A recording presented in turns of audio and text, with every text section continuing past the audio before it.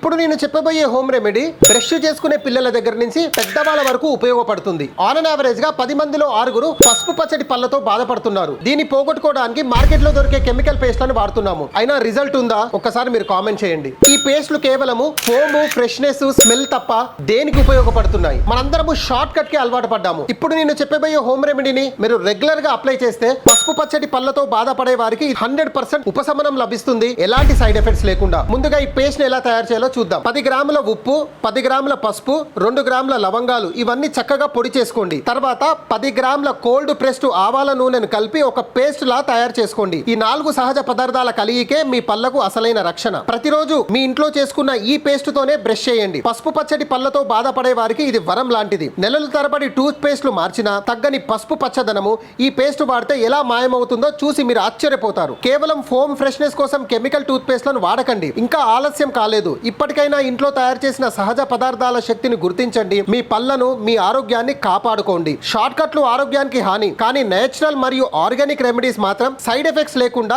వ్యాధులను మూలంతో తగ్గిస్తాయి. మా ఛానల్లో నేను చెప్పేది 100% హోమ్ రెమెడీస్ మాత్రమే. సహజంగా బ్రతుకుతేనే ఆరోగ్యంగా బ్రతకగలం. సహజంగా జీవించండి, ఆరోగ్యంగా ఉండండి. ఈ వీడియో మీకు ఇన్ఫర్మేటివ్ గా అనిపిస్తే ఒక లైక్ చేయండి. ఎవరైతే పసుపు పచ్చడి పళ్ళతో బాధపడుతున్నారో ఈ వీడియో వారికి షేర్ చేయండి. జై Hind. Subscribe to our channel. Please like and share to this video.